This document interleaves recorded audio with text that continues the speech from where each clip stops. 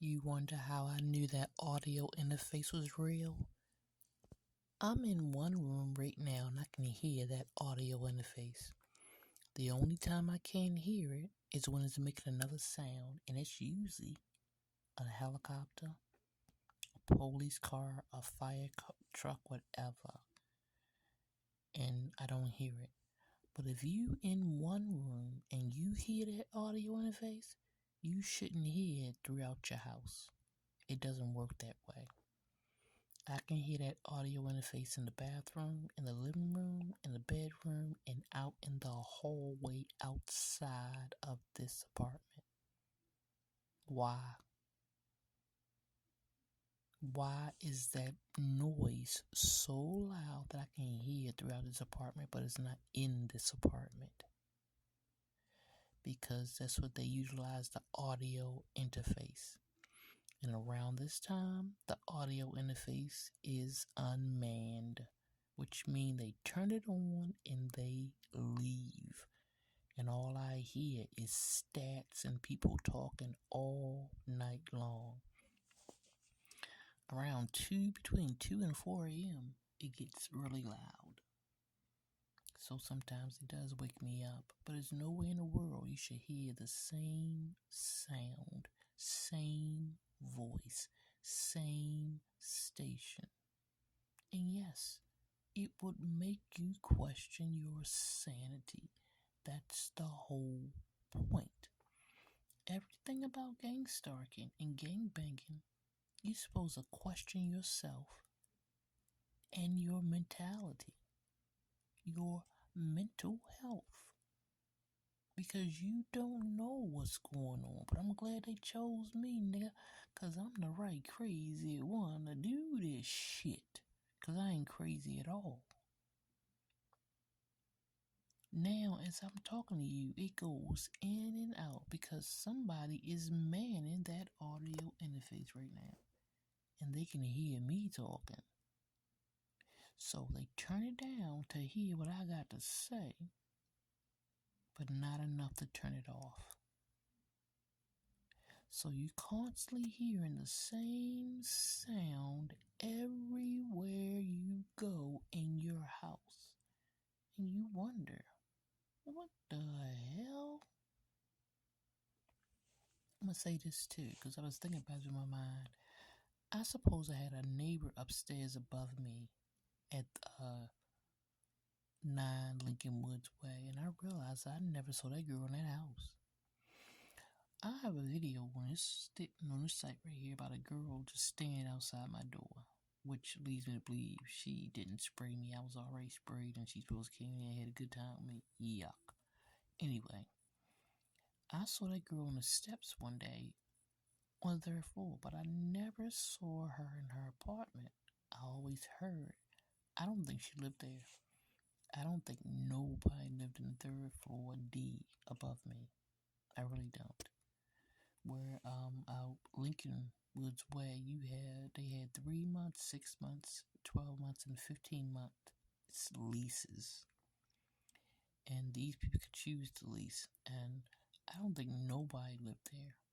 I think Stacy Lewis in the office and Ashley Dixon and Dean, I can't think of his name, or Melanie, I can't think of her name, perpetrated that fraud. They got paid for it. That leasing office at Lincoln Woods Way was completely complacent in it, especially Stacy Lewis and Ashley Dixon. Fully complacent. When I first moved there, me and the women got along fine. I liked them. They're very enjoyable. But as time went on, they let me know that they was in on it. And I couldn't do a damn thing about it. That's the whole point about this gang, stalking this gang bang I don't like. It takes to control. And I don't let nobody controlling me. And I think that's why I took my time to observe. At this point, they weren't trying to kill me, just make me sane enough to kill myself. They were still hoping I would do it. Because Antoine obviously told them that I had a weak something. That my ass was going to commit suicide if you keep bothering me. No, nigga, I said I loved you. And that's why I acted the way I did with you. But at any time during that love of you, I could have walked away, but I chose not to. And that's why I don't blame you for the relationship or even how you treated me during the relationship, even though you was an asshole. Just for the fact that when I left you, you wanted me dead, Antoine Mason Sr. And that's the part I cannot get over, and I will talk about it with my last breath. That you thought you can get away with killing me. And you got our son, Antoine Mason Jr., involved. You have no idea how that hurts. If Emmanuel's not dead, then I'm hoping he's not involved. It's bad enough you got our son involved. A son you wanted me to abort. A son you didn't want to have. A son you didn't even acknowledge until I was 8 months pregnant. And I lived with you the whole pregnancy. You never acknowledged it. I had to make you go to appointments, and then when I stopped making you, you stopped going. I didn't even care anymore. That's why I didn't ask you to be in the room when I delivered him. You didn't care about any of that. If you got mad, then you didn't let me know. I was asking you the whole pregnancy to be involved. You didn't want to. So I will tell you, then you took pictures and tried to get DNA tests and ask your family and friends, does he look like me? Is he me? And I'm thinking to myself, what kind of games you playing? You didn't want him, so why would you care if I cheated on you or the fact that he's not yours? I didn't cheat on you, and he is yours, but that's not the point. The point is, you had to let it be known in your family that this woman who was 11 years younger than you tried to trick you. And I thought to myself, we had so many talks about that, and you still believed it. That's why I loved your grandmother, Sharon Beverly. She was straight to the motherfucking point. She wanted to ask me something. She asked me. I love your grandma, Sharon. Sharon Beverly, that was her. Oh, I love that woman. She was straight. If she need to ask me a question, she ain't no problem.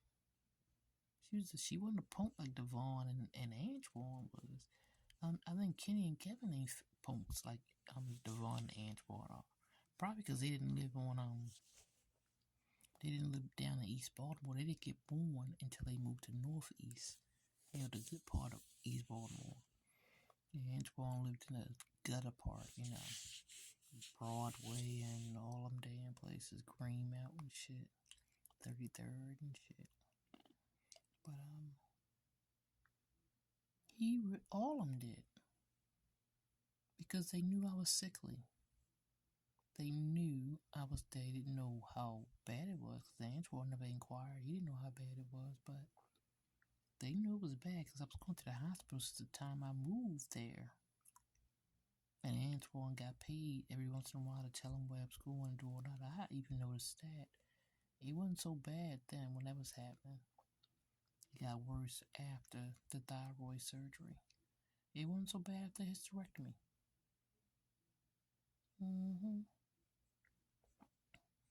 So, shit happens.